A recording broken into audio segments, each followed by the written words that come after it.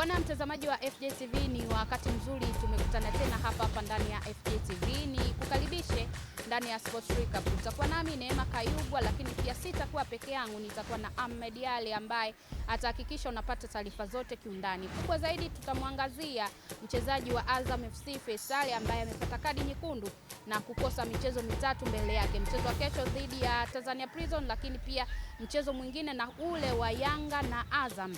Lakini pia tutaangazia mchezo wa jana Fountain Gate FC kupata matokeo mbele ya Mbeya City. Endelea kusalia nasi, tunarejea muda si mrefu.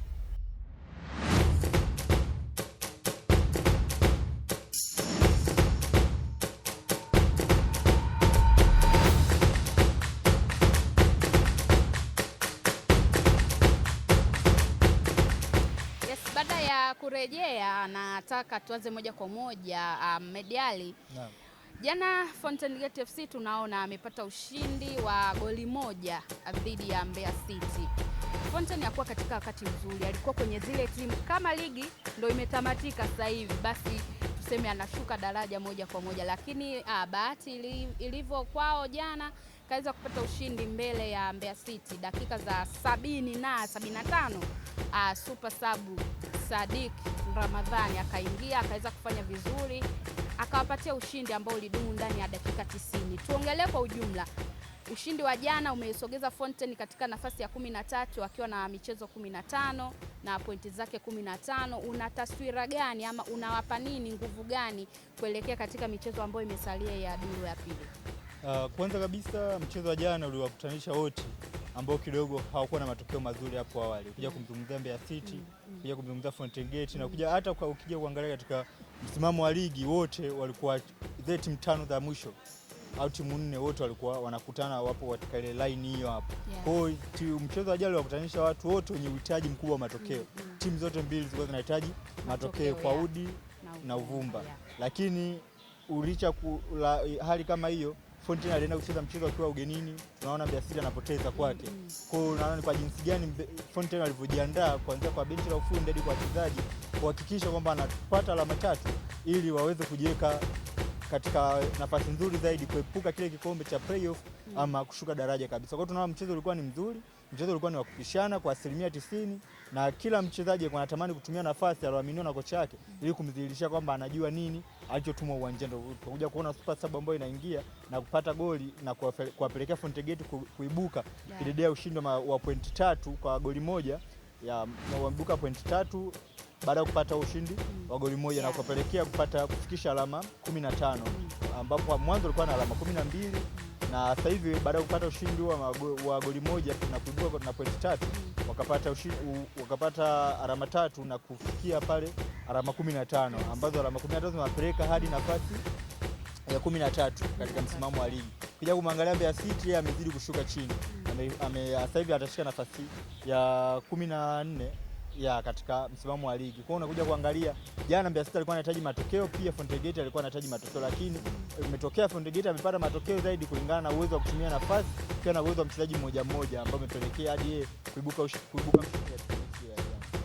Lakini pia tuangazie michezo ambayo inafuata kwa Fountain Gate FC. Atakuwa na Mashujaa Kigoma, atakuwa ugenini, lakini pia atakuwa na mchezo na Dodoma Jiji Jamhuri Dodoma. Michezo miwili anakuwa ugenini, na mchezo ambao umetamatika amekuwa ugenini. Michezo yake miwili kocha Mohamed Laizer aendaje ili aweze kupata matokeo mazuri zaidi na kuivusha ama kuipeleka Fountain Gate FC pale ambapo wana Fountain na watu ambao wanaiamini Fountain wanataka iwepo. Kwanza kabisa michezo iliyobakia, hiyo michezo miwili sio iliyobakia, hiyo tuseme michezo yake miwili inayofuata hapo mbele ni michezo yote migumu. Pia kuzungumzia Mashujaa ni mchezo ambao tena akiwa nyumbani ni wazao mapigo na mwendo. Kwa hiyo unakuta ni mchezo ambao unahitaji maandalizi yaliyo makubwa sana, lakini pia utimamu wa mwili kuanzia kwa mwalimu hadi kwa wachezaji. Kwa hiyo kikubwa ni kujipanga, aingie angalie Mashujaa wanakuwa na falsafa gani akiwa nyumbani, kwa yeye aingie katika mfumo upi kama alivyopata matokeo kwa Mbeya City.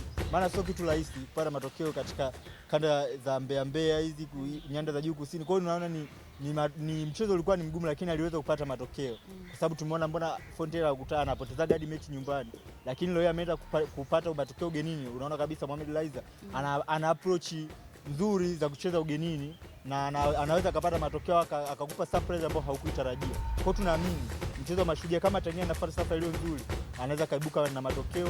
Labda mna mchezo mwingine ambao utakuwa mgumu zaidi, atakuja kucheza na Dodoma Jiji ambao ni mchezo ambao na bado naye atakuwa ugenini, si ndio? Yako unakuja ni, lakini Nets ashakutana mara kibao. Kwa hiyo ukija kuzungumzia mchezo wa Dodoma Jiji na Fountain Gate, kwa unakuja bado pia mchezo utakuwa ni 50-50, lakini atakajiandaa vizuri ndio ataibuka na matokeo yote kwa yote, na kila kitu kinawezekana. Ni maandalizi yaliyo sahihi, maandalizi yaliyo thabiti, kuanzia benchi la ufundi kwa wachezaji kujua nini wanachofuata pale uwanjani na namna gani ya kuwin bat 1v1.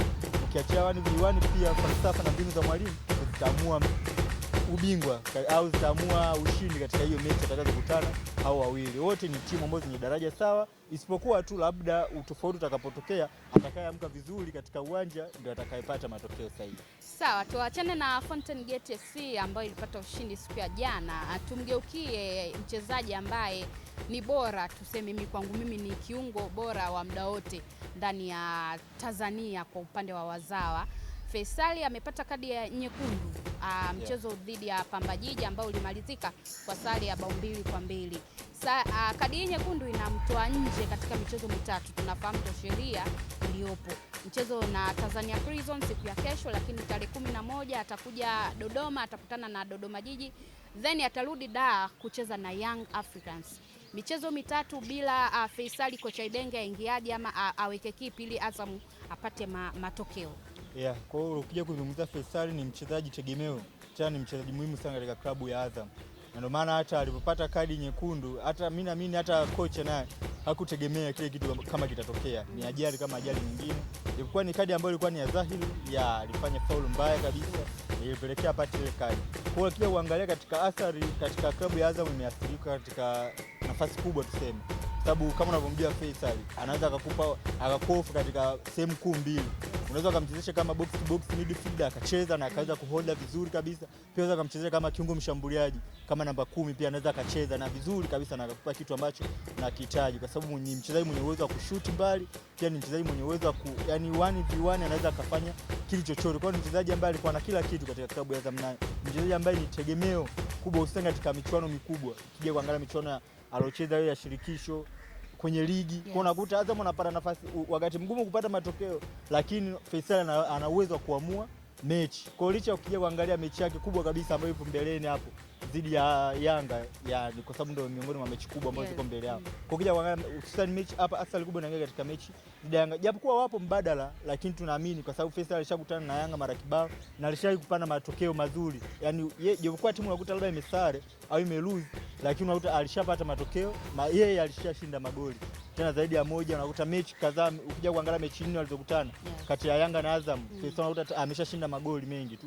katika hizo mechi. Lakini ukija kuangalia sasa Azam anaathirika vipi? Azam anaathirika kukutana na kukosekana kwa mtu muhimu sana katika hiyo mechi tuko atakapokutana, kwa sababu Faisal ana uzoefu na kucheza na klabu ya Yanga. Kwa hiyo unakuja kuona pale sasa mwalimu Ibenge atafute mbadala na apige karata zake vizuri. Sasa tumeshamkosa Faisal, je, nani ataweza kuchukua nafasi ya kutake cover katika nafasi ya Faisal? Na Azam wana wachezaji wazuri na tutaona mwalimu atalifanyia hilo, kwa sababu wako na mwalimu mwenye uwezo mkubwa na mwenye falsafa kubwa ya mpira wa miguu. Kwa mimi naamini kila kitu kitakuwa sawa.